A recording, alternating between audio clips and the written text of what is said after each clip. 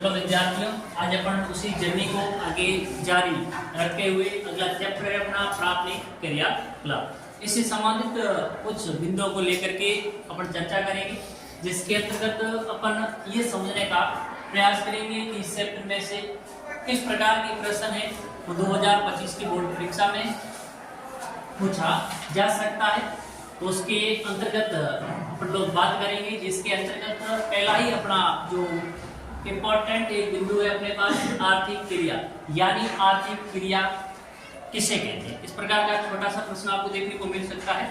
तो आर्थिक क्रिया का मतलब विद्यार्थियों ये होता है कि मानव या जो लोग कुछ इस प्रकार की गतिविधियां या क्रियाकलाप करते हैं जिससे उनको आय की प्राप्ति होती है।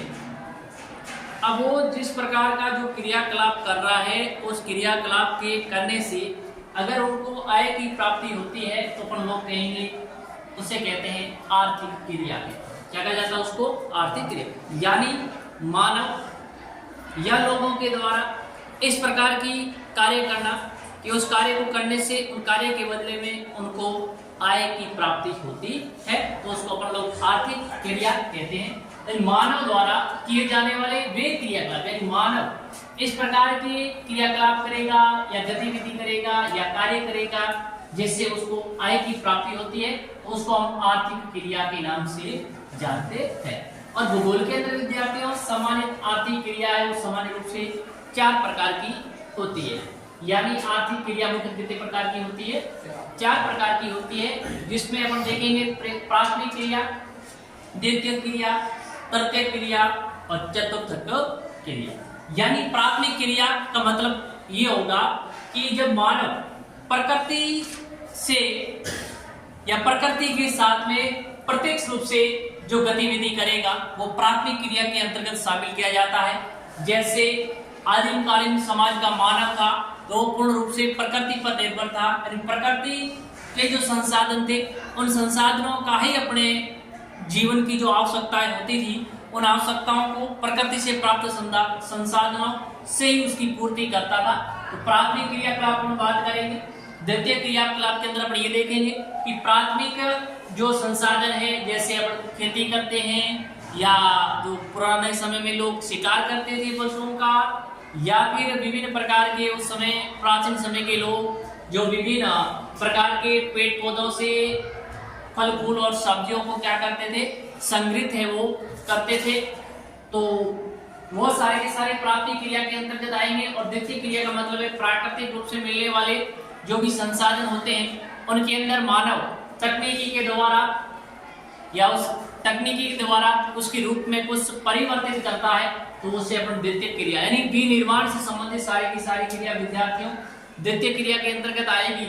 फिर अपन आगे बढ़ेंगे तो अपने पास आएगा तृतीय और चतुर्थ क्रियाकलाप, जिसके अंदर सेवा सेक्टर है उसको तृतीय क्रियाकलाप के अंतर्गत है वो विद्यार्थी शामिल किया जाता है। अब यहाँ से आपसे एक छोटा सा प्रश्न है वो भी पूछा जा सकता है कि प्राथमिक क्रियाकलाप में काम करने वाले जो श्रमिक होते हैं, जैसे मान लो प्राथमिक क्रियाविधि कौन सी है, कौन सी क्रिया, जैसे मैं खेती करता हूँ तो मैं प्राथमिक क्रियाकलाप करता हूँ। मैं खनन यानी पृथ्वी से कुछ खनिज निकाल रहा हूँ, इसका मतलब मैं प्राथमिक सेक्टर के अंतर्गत प्राथमिक क्रिया कर रहा हूँ। अब उसके अंदर प्राथमिक गतिविधि, जो गतिविधि प्राथमिक क्षेत्र के अंतर्गत आती है, उसमें काम करने वाले जो श्रमिक होते हैं या जो लोग होते हैं, उन लोगों को कहा जाता है लाल कॉलर श्रमिक। तो ये बात भी आप ध्यान रखेंगे कि जैसे प्राथमिक क्रियाकलाप में संलग्न या प्राथमिक क्रियाकलाप से संबंधित जो भी गतिविधियां होती है, उन गतिविधियों में लगे हुए जो श्रमिक होते हैं उन श्रमिकों को हम लाल कॉलर श्रमिक कहते हैं। तो एक बात आप लोग ध्यान रखेंगे। फिर आगे बढ़ते हैं तो द्वितीय क्रियाकलाप का मतलब भी विद्यार्थियों वही हुआ जो विनिर्माण सेवा क्षेत्र में लगे श्रमिक होते हैं, उनको अपन कहते हैं नीला कॉलर श्रमिक। ध्यान रखेंगे आप लोग। द्वितीय क्रियाकलाप का मतलब ये हुआ कि द्वितीय क्रियाकलाप से संबंधित जो भी गतिविधियां होती है उन गतिविधियों के अंदर जो श्रमिक लोग लगे हुए होते हैं, उन श्रमिक लोगों को हम लोग है नीला कॉलर श्रमिक के नाम से जानते हैं। यानी इसको रेड कॉलर श्रमिक भी कह सकते हैं और इसको ब्लू कॉलर श्रमिक भी कहा जाता है। इसी प्रकार से तृतीय सेक्टर के अंदर सेवा क्षेत्र आता है, परिवहन वगैरह आता है, उसके अंदर जो लोग लगे हुए होते हैं या जो लोग काम करते हैं उसके अंदर, उनको हम पीला कॉलर श्रमिक के नाम से जानते हैं विद्यार्थियों। और चतुर्थ क्रियाकलाप में लगे हुए जो श्रमिक होते हैं उनको हम सफेद कॉलर श्रमिक के नाम से जाना जाता है। तो यहाँ से एक प्रश्न पूछा जा सकता है विद्यार्थियों, तो आप लोग विशेष रूप से ध्यान रखिए कि प्राथमिक क्रियाकलाप में लगे लोगों को हम क्या कहते हैं, द्वितीय क्रियाकलाप या द्वितीय गतिविधियां जो होती है, द्वितीय क्रिया के अंतर्गत जो गतिविधियां उसमें लगे हुए श्रमिकों को हम लोग नीला कॉलर के नाम से जानते हैं। और तृतीय क्रियाकलाप के अंतर्गत जो भी गतिविधियां होती है उसमें काम करने वाले श्रमिक उसको पीला कॉलर श्रमिक कहते हैं। और चतुर्थ क्रिया के अंतर्गत लगे हुए श्रमिक होते हैं विद्यार्थियों, उसको हम सफेद कॉलर के नाम से जानते हैं। तो ये बात भी ठीक है परीक्षा की दृष्टि से।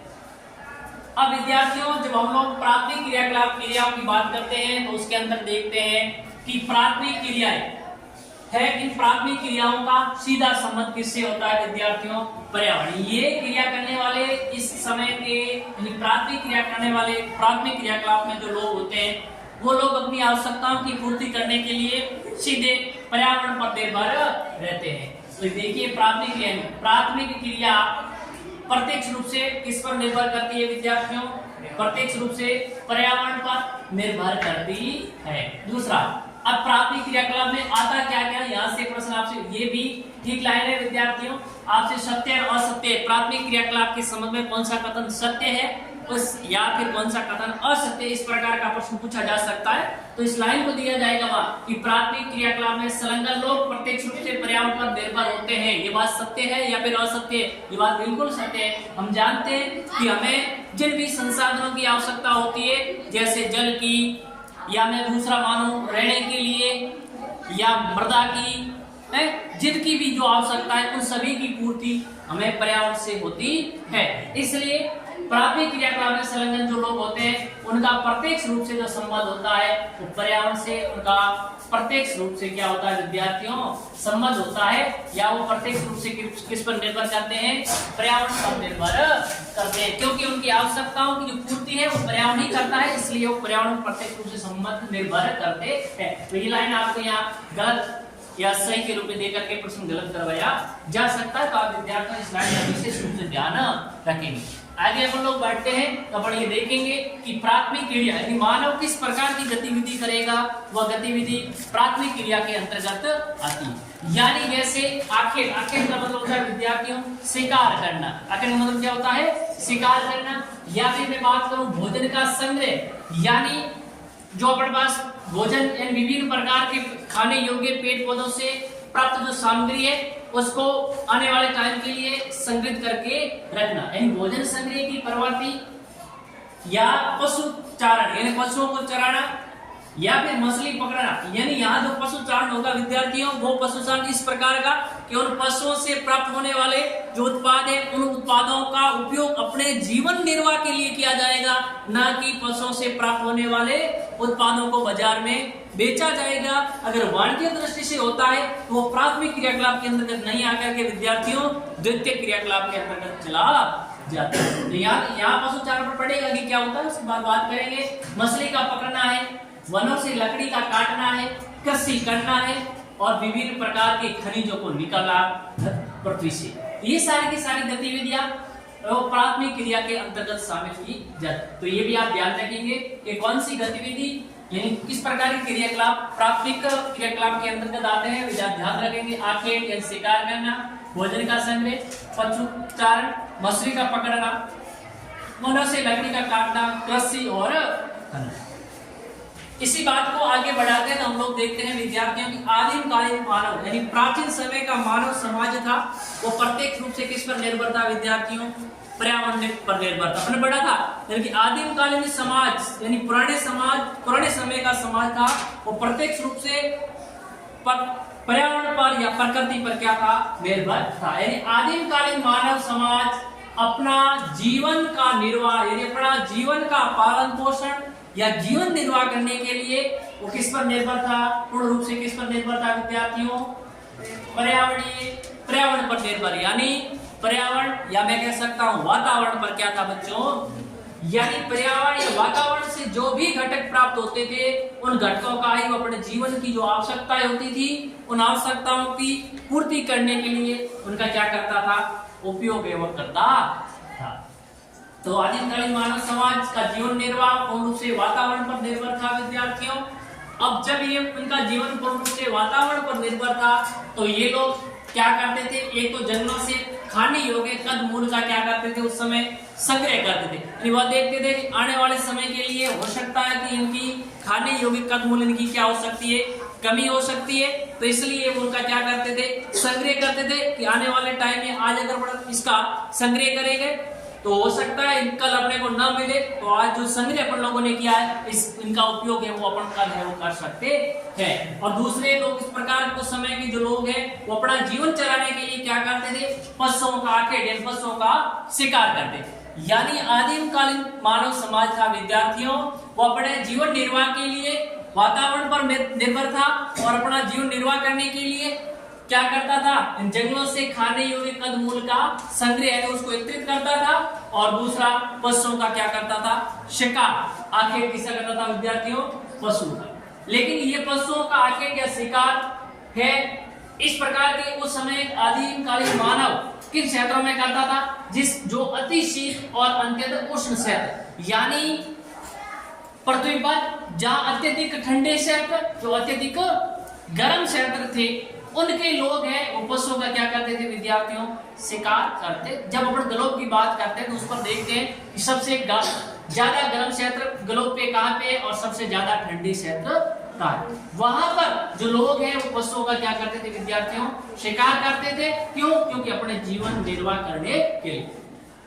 अब जो पशुओं का शिकार करते थे विद्यार्थियों, उन शिकार करने के लिए उनके द्वारा जो औजार या उपकरण प्रयोग किए जाते थे वो या तो पत्थर से बने होते थे या फिर किससे बने होते थे, उनके लकड़ी से बने। यानी शिकार करना है पशुओं का, तो इसका मतलब पड़ेगा कोई औजार या उपकरण की जरूरत पड़ेगी।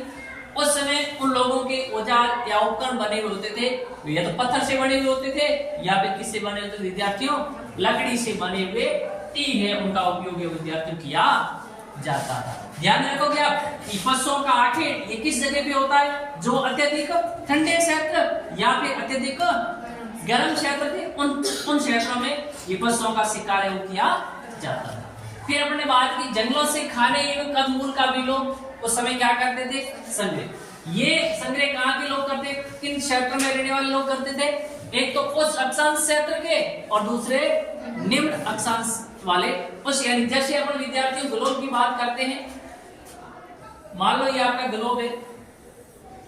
अब जब मैं इस ग्लोब की बात करता हूं विद्यार्थियों,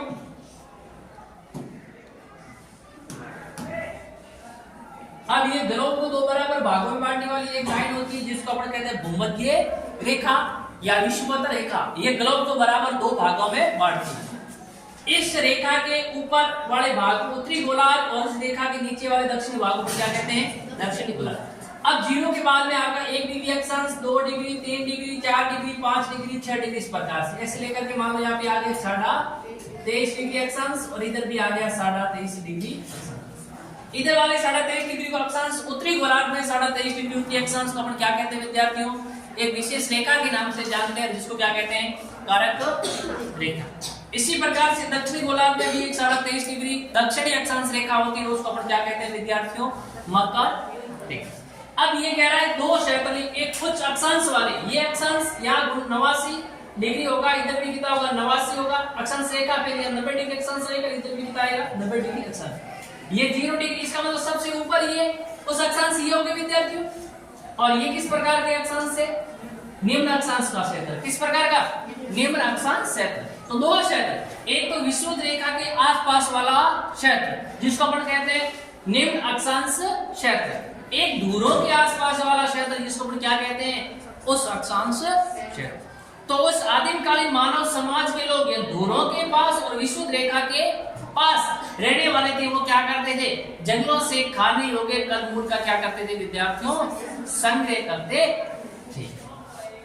अब उस अक्षांश की बात करते हैं तो विश्व स्तर पर ये उस अक्षांश कौन से क्षेत्र है, जब एक आता है उत्तरी कनाडा, यानी कनाडा कौन से महाद्वीप में विद्यार्थियों, कनाडा कौन से महाद्वीप में, उत्तरी अमेरिका महाद्वीप में देश, उसका ऊपर वाला भाग जिसको अपने उत्तरी कनाडा, एक वहां के लोग, एक उत्तरी यूरेशिया, यूरोप और एशिया महाद्वीप के ऊपर वाला भाग जहां पे बर्फीला क्षेत्र, किस प्रकार का क्षेत्र है बच्चों, बर्फीला है, मतलब ठंडा क्षेत्र। इसका मतलब ये भी अति ठंडे वाले या फिर अति गर्म क्षेत्र होने चाहिए। अब ये सारे उत्तरी कनाडा भी ठंडा है, उत्तरी यूरेशिया ये भी क्या है ठंडा, और एक है दक्षिणी चिली।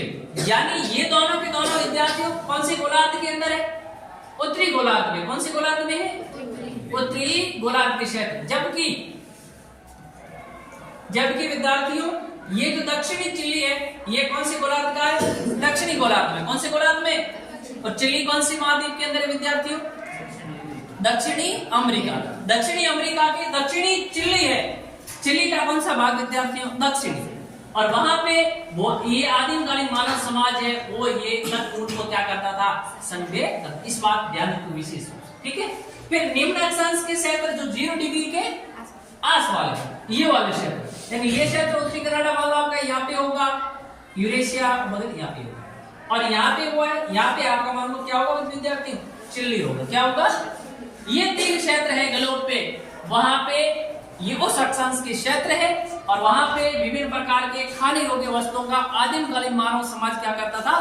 संग्रह। अब निम्न अक्षांश के क्षेत्रों की बात करते हैं। अमेजन बेसिन, यानी अमेजन नदी का क्षेत्र, जिसको अपन कहते हैं अमेजन बेसिन, जो सम्मानित अमेजन नदी कहां बहती है विद्यार्थियों? दक्षिणी अमेरिका के उत्तरी ऊपर वाले भाग में बहती। हाँ, तो ये एक क्षेत्र कौन सा? अमेजन बेसिन, ये निम्न अक्षांश वाला क्षेत्र है, और वहां पे 0 डिग्री के आसपास है, तापमान क्या होगा विद्यार्थी? ज्यादा होगा, तो गर्म क्षेत्र है। किस प्रकार का क्षेत्र है ये? एक उष्णकटिबंधीय अफ्रीका। अफ्रीका का कौन सा भाग विद्यार्थियों? उष्णकटिबंधीय, यानी 0 से 23.5 उत्तर और 0 से 23.5 डिग्री, पूरा का पूरा 20 वाला क्षेत्र को क्या कहते हैं? उष्णकटिबंधीय क्षेत्र कहते नहीं कहते? तो ये अफ्रीका का उष्णकटिबंधीय क्षेत्र, यानी 23.5 डिग्री से ऊपर का क्षेत्र।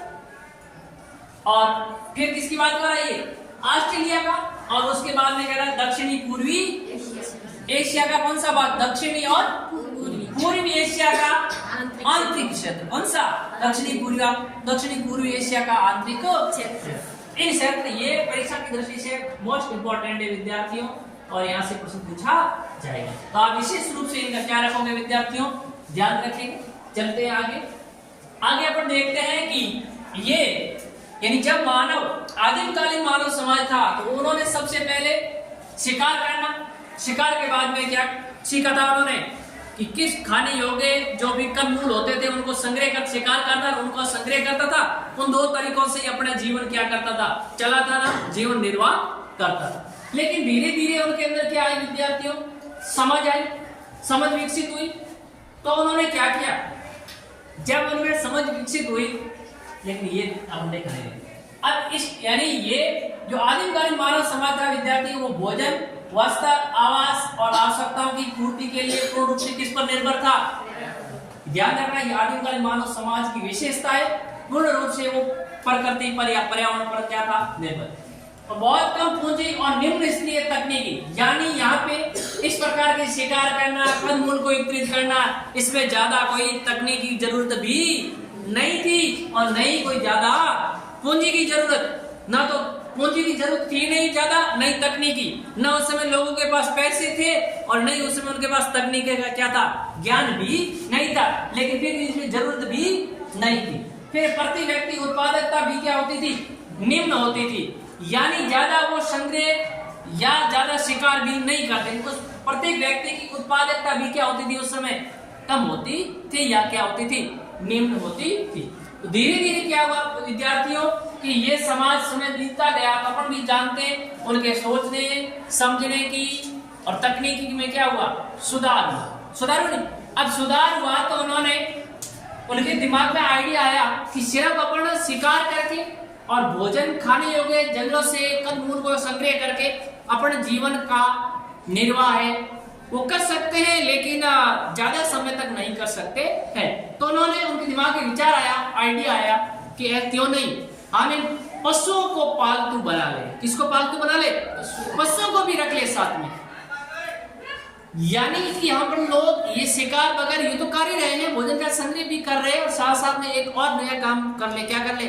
पशुचार, यानी पशुओं को अपने पास रखना शुरू कर दे और उनको पालतू बना ले। तो आगे इन्होंने दिमाग आया आइडिया वो है पशुचार। अब उन्होंने ये भी समझा और विचार किया कि किस पूरी पृथ्वी पर, जब हम बात करते देखते हैं कि पूरी पृथ्वी पर सभी दशाएं एक समान नहीं है। कोई क्षेत्र गर्म है, कोई क्षेत्र ठंडा है नहीं? तो कुछ पशु है वो ठंडे क्षेत्र में रह सकते हैं, तो कुछ किस में रह सकते हैं। अब ठंडे वाले को आप गर्म में लाएंगे तो उनका वातावरण उनके प्रतिकूल हो जाएगा, और गर्म वाले को ठंडे में ले जाओगे तो भी उनको वहां का वातावरण उनको सूट करेगा नहीं। तो इन्होंने क्या किया, सबसे पहले जलवायु दशाओं का चयन कर पशुओं को पालतू बनाया। यानी उन्होंने विचार किया किस क्षेत्र में किस प्रकार के पशु को पाला जाए ताकि हमें उनसे कुछ जीवन निर्वाह करने में मदद मिल सके।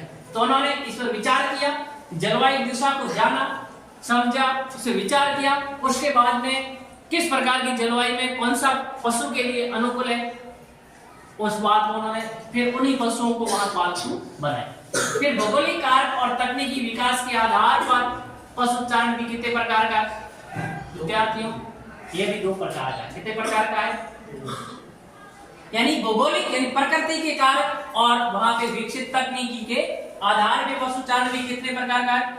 2 प्रकार का। एक होता है चलवासी या जिसको हम कहते हैं निर्वहन व्यवसायिक पशुचारण, और एक होता है व्यापारिक स्तर का या वाणिज्यिक पशुपालन। देखिए भाई दोनों में अंतर है। पशुचारण मतलब यहाँ पर भी लोगों ने इसको भी 2 तरीके से करना क्या कर दिया समय के अनुसार शुरू।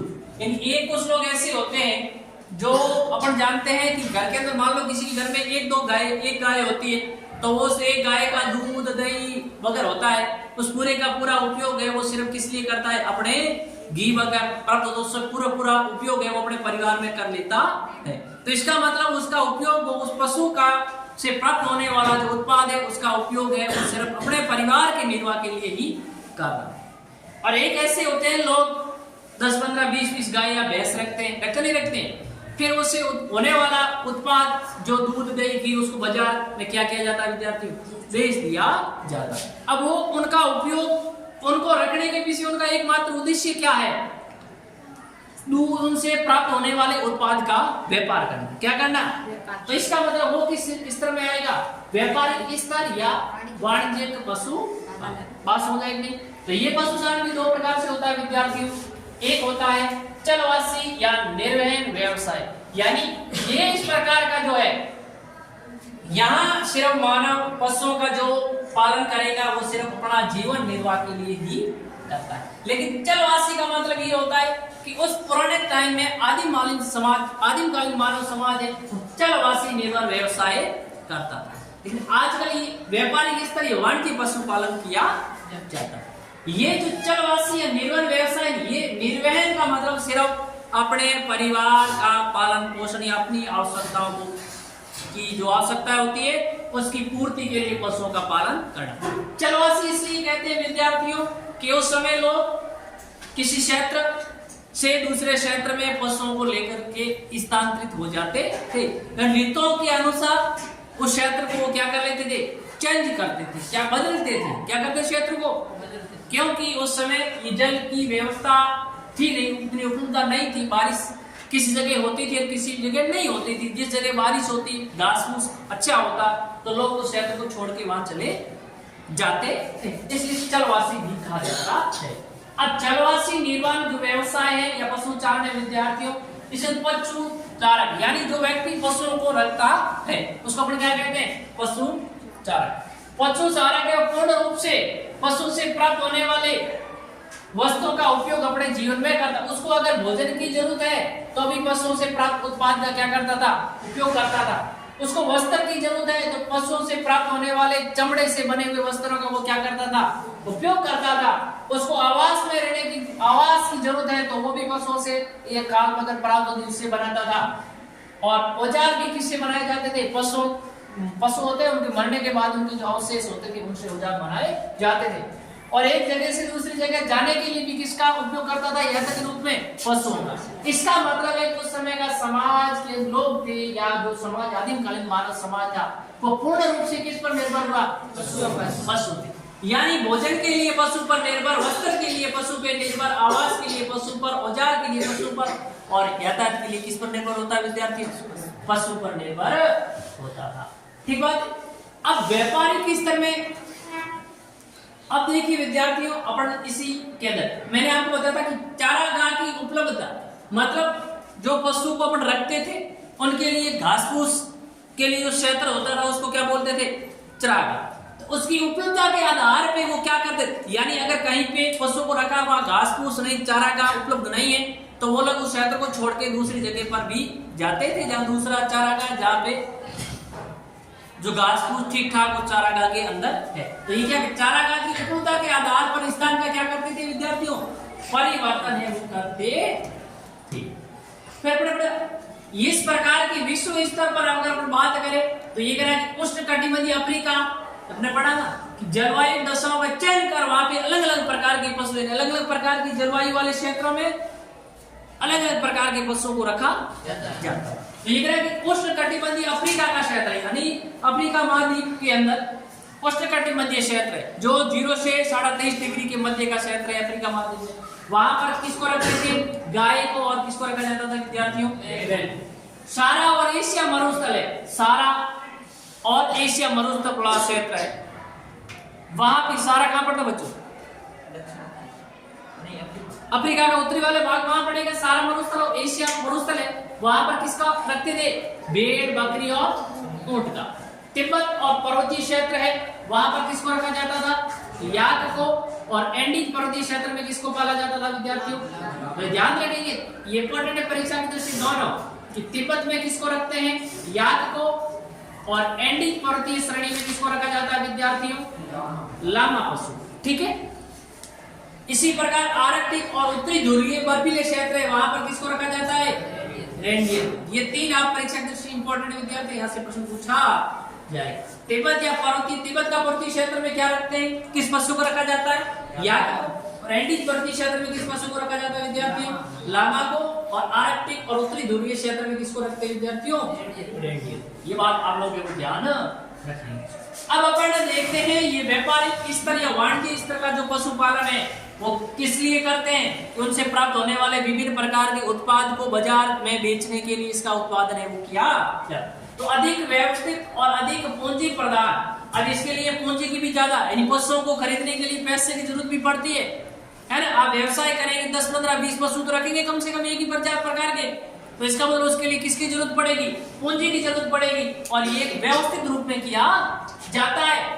और इस प्रकार की प्रेरणा कहां से मिली हमें, कि हम भी पशुओं को रख करके उनसे प्राप्त होने वाले उत्पादों का बाजार में बेचा जाए। तो ये प्रेरणा हमें विद्यार्थियों मिली पश्चिमी देशों से। कहां से मिली है, पश्चिमी देशों से। यूरोप महाद्वीप के देश उसको क्या कहते हैं विद्यार्थियों, पश्चिमी देश की संस्कृति से प्रभावित है। ध्यान रखना, प्रश्न पूछा जाएगा कि व्यापारिक स्तर पर वाणिज्यिक पशुपालन जो किया जाता है उसकी प्रेरणा आपको कहां से मिली है, तो देखो पश्चिमी देशों की संस्कृति से हमें इसकी प्रेरणा मिली।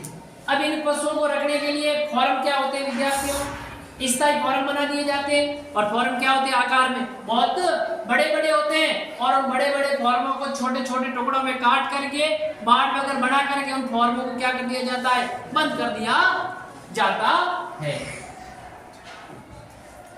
अब पशुओं की संख्या, चारागाह, वहन क्षमता के अनुसार। अब कहते क्या पशु रखने हैं वो निर्भर करेगा कि अपन आपने जो फार्म या जो चारागाह क्षेत्र है उसकी क्षमता कितनी, कितने पशु गए उस चारागाह में रह सकते हैं, उसके आधार पे पशुओं को रखा जाएगा।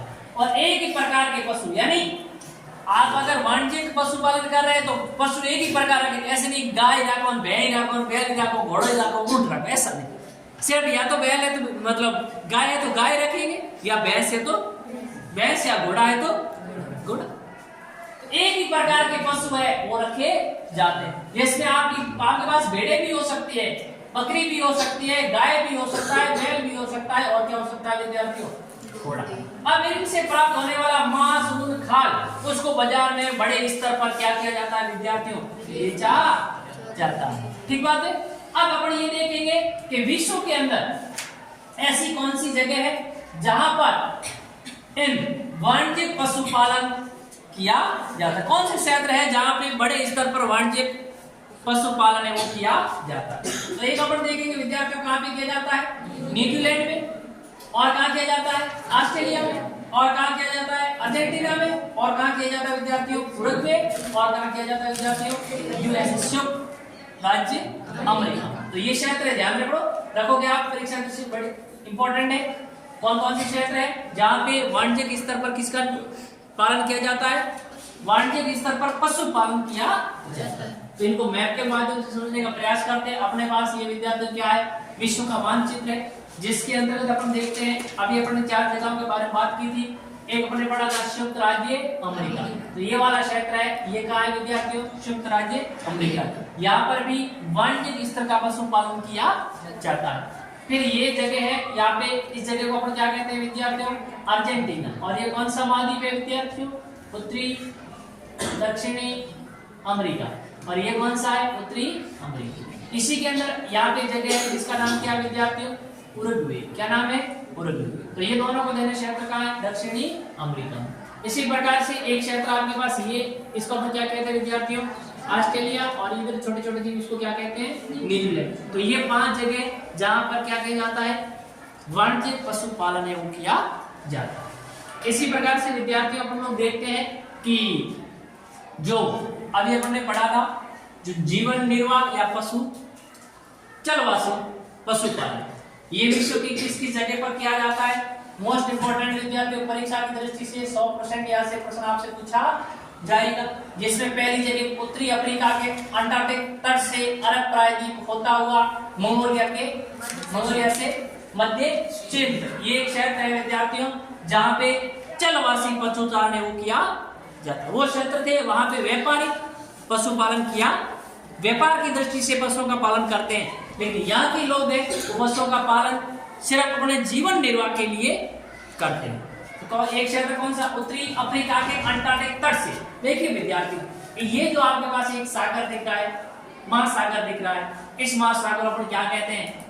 अंटार्कटिक महासागर। अंटार्कटिक महासागर, उत्तरी अफ्रीका। अब ये कौन सा भाग, ये कौन सा महाद्वीप है विद्यार्थियों? अफ्रीका महाद्वीप। कौन सा महाद्वीप है ये? अफ्रीका महाद्वीप। इस अफ्रीका महाद्वीप का ऊपर वाला भाग, उसको क्या कहते हैं? उत्तरी अफ्रीका। अब उत्तरी अफ्रीका के इधर ये तट से लगा हुआ ये कौन सा महासागर है विद्यार्थियों? अंटार्कटिक, एटलांटिक या अंटार्कटिक महासागर। तो ये कह रहा है उत्तरी अफ्रीका के अंटार्कटिक तट से, मतलब यहाँ से शुरू होगा, यहाँ से लेकर के आगे होता अरब प्रायद्वीप। ये वाला पूरा का पूरा भाग क्या विद्यार्थियों? अरब प्रायद्वीप से होता हुआ मंगोलिया से कहां तक जाता है? ये मंगोलिया से होता हुआ मध्य चीन। ये पूरा का पूरा क्षेत्र है। इस क्षेत्र में क्या किया जाता है विद्यार्थियों? चलवासी पशुचारण किया जाता है। दूसरा क्षेत्र आपका यूरोप और एशिया के टुंड्रा प्रदेश, यानी यूरोप महाद्वीप और एशिया महाद्वीप के ठंडे प्रदेश, ये वाले क्षेत्र जो अपन कहते हैं निम्न नहीं उच्च अक्षांश के क्षेत्र। इस क्षेत्र के अंदर भी क्या किया जाता है? आपका जीवन निर्वाह पशुचारण किया जाता है। और एक क्षेत्र दक्षिणी गोलार्ध में पश्चिमी अफ्रीका और मेडागास्कर, ये सारे के सारे। और तीसरा आपके दक्षिणी गोलार्ध के अंदर, कौन से? उत्तरी गोलार्ध में। ये कौन से गोलार्ध में विद्यार्थियों? दक्षिणी गोलार्ध के अंदर एक है कि पश्चिमी अफ्रीका, ये अफ्रीका है महाद्वीप, इसका कौन सा भाग विद्यार्थियों? पश्चिमी भाग ही होगा। तो ये कौन सा भाग होगा? पश्चिमी अफ्रीका। और इधर एक द्वीप है, इसको कहते हैं मेडागास्कर। इसको क्या कहते हैं विद्यार्थियों? मेडागास्कर। तो ये मेडागास्कर द्वीप और ये पश्चिमी दक्षिणी गोलार्ध में पश्चिमी अफ्रीका, ये वाले क्षेत्र है। इन क्षेत्रों में क्या किया जाता है विद्यार्थियों? पशुओं का पालन करते हैं। लेकिन यहाँ पर किस प्रकार के पशु रखे जाते हैं विद्यार्थियों? यहाँ पे पशु रखते हैं, उन पशुओं से प्राप्त होने वाले उत्पाद का यहाँ के लोग सिर्फ अपना जीवन का पालन पोषण करने के लिए उनको रखते हैं। फिर हमने देखा था विद्यार्थियों कि गर्मियों में जो पशु होते हैं उनको लोग गर्मियों में मैदान से पर्वतों की ओर ले जाते हैं, और जब सर्दियां शुरू होती है तो वो लोग पुनः पर्वतों से मैदानों की ओर आते हैं। यानी पहले मैदानों से पर्वतों की ओर गए, फिर पर्वतों से मैदानों की ओर आए।